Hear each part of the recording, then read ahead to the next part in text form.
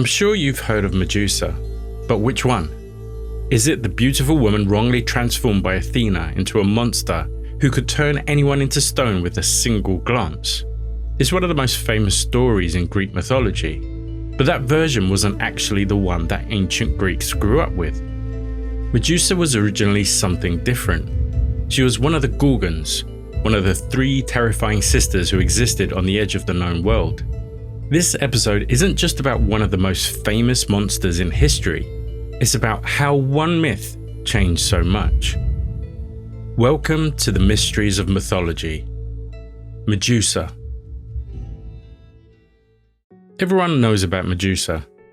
Films have been made hundreds of times.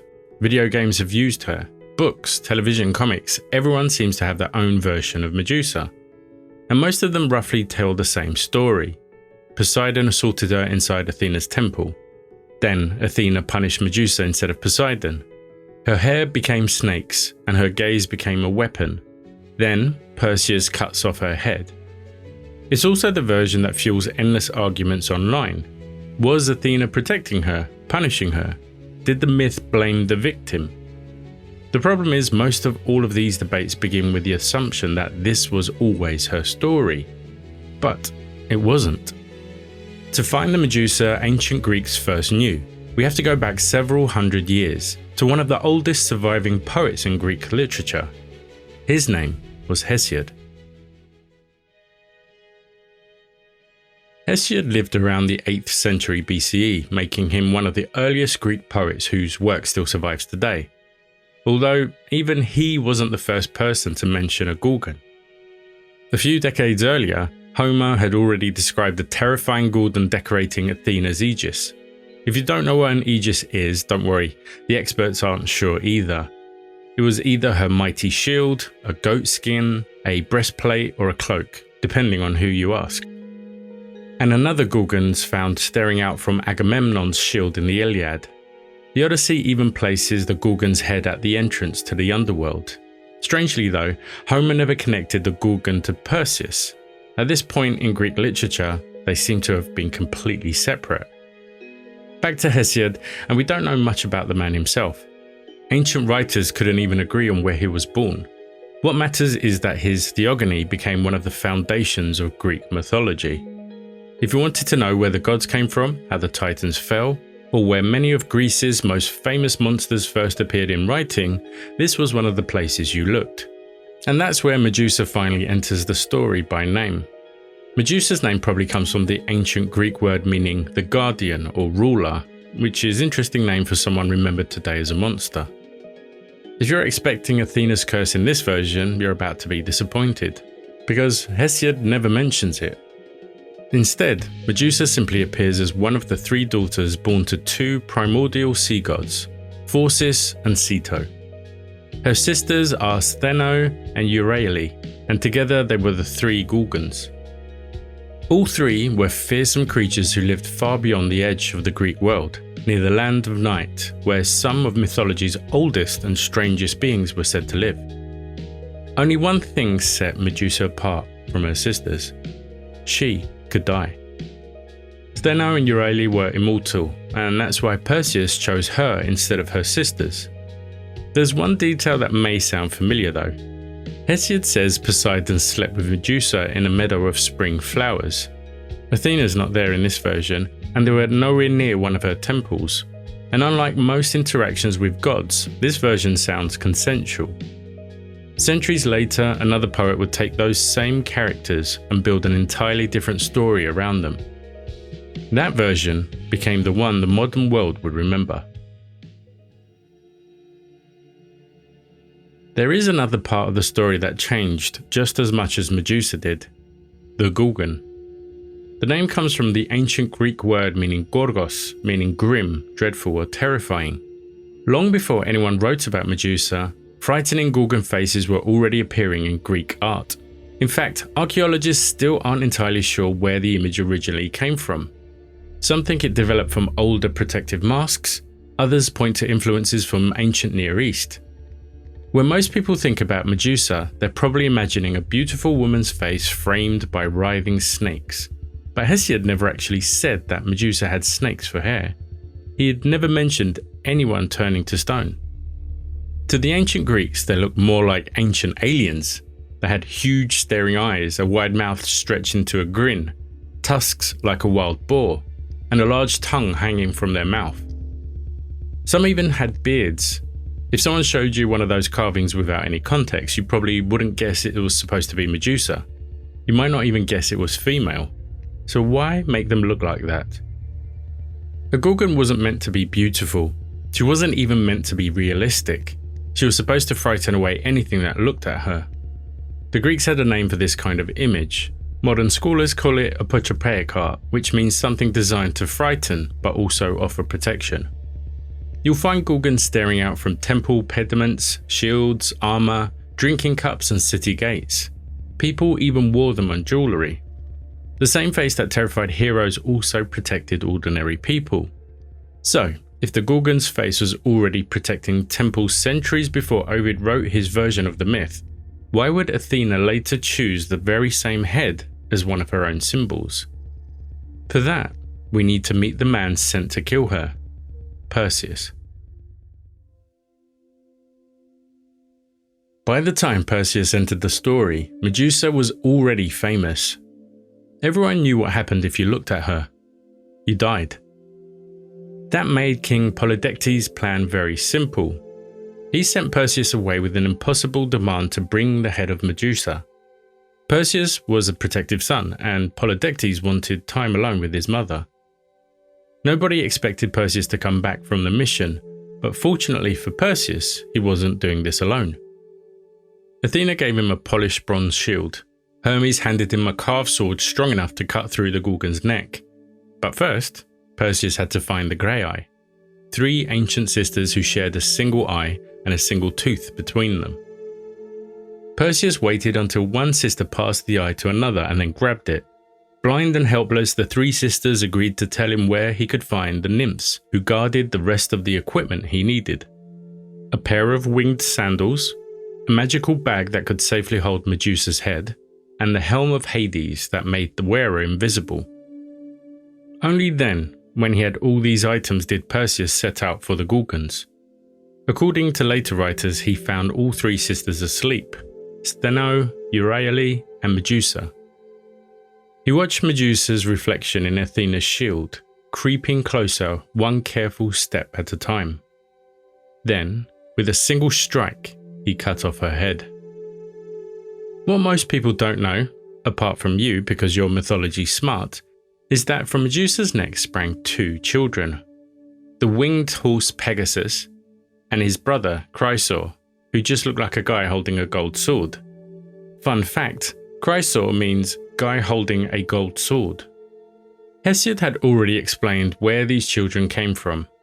Medusa had slept with Poseidon before her death, and the children were born the moment she died. Greek mythology rarely paused to explain miracles, they just happened. Later writers couldn't even agree on where all of this took place. The historian Herodotus placed Medusa in Libya, and that idea became popular enough that later Ovid claimed drops of blood falling from the severed head created the countless venomous snakes that were said to inhabit the Libyan desert. So Perseus had the head. Now he had to escape the 2 immortal Gorgons who had just watched their sister die. For most monsters, being decapitated by the hero is usually where the story ends. But Medusa was different. In some ways, she became more powerful after her death than she had been in life. Perseus escaped using the helm of Hades, leaving Steno and Euryale slashing wildly at the enemy they couldn't see. Once he was safely away, the head became a weapon. His first stop was the Titan Atlas. Atlas refused to offer him hospitality, so Perseus held up Medusa's head. The giant froze, his beard became forests, his bones became stone, and his body became the Atlas Mountains. Being hospitable in ancient Greece was a big deal. They called it xenia, and not treating a guest well ended up very badly. Later, Perseus used it again to rescue Andromeda from the sea monsters sent by Poseidon. And again when he returned home to deal with King Polydectes, the man who had expected this impossible quest to end with Perseus' death. The king and all his court became statues.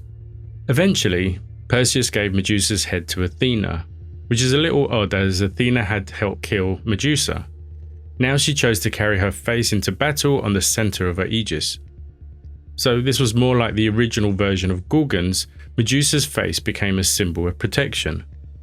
That only makes the next version of the story more interesting, because several centuries later, a Roman poet decided that Medusa hadn't always been a monster. He wrote the story where she had become one. Everything we've covered so far comes from the Greek tradition. Then the Romans inherited those stories.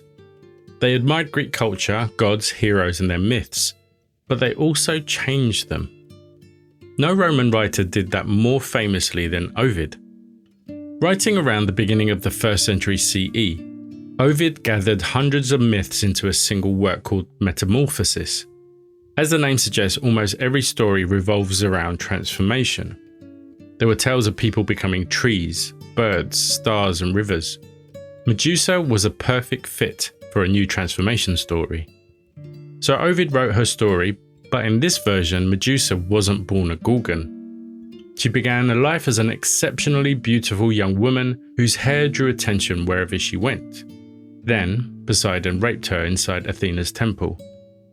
Athena couldn't punish Poseidon, as he was one of the Olympian gods, so she punished Medusa instead. Her beautiful hair became venomous snakes, and anyone who looked into her eyes turned to stone. This is the version most people know today. It's also the version that has sparked centuries of debate. Why did Athena punish the victim? Was she protecting the sanctity of her temple? Was she acting out of anger? Was the transformation a punishment, or did it protect Medusa from being vulnerable ever again? Ovid didn't answer any of these questions, he left them for his readers. That might be why so many people keep coming back to this version. Every generation has read something different into it. But there's another question that's just as interesting. Why did Ovid change the story in the first place? You'd expect the older version to be the one everyone remembers. After all, Hesiod was first. He was closer to the myths, the original religion, and the people who actually believed these stories. But timing was on Ovid's side. By the time the Western Roman Empire collapsed, Ovid's Metamorphoses had already become one of the most widely read books in the Roman world.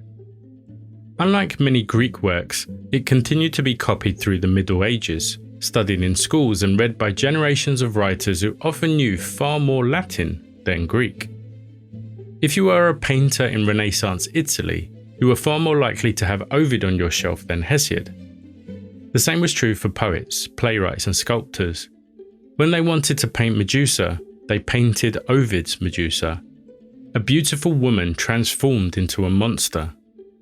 Caravaggio's famous shield, Cellini's bronze Perseus, Rubens, Bernini. Again and again, artists returned to Ovid's version because it gave them something Hesiod never did: a tragedy. By the 19th century, that image had become firmly established. Then came cinema, fantasy novels, comic books, video games, and television, you name it.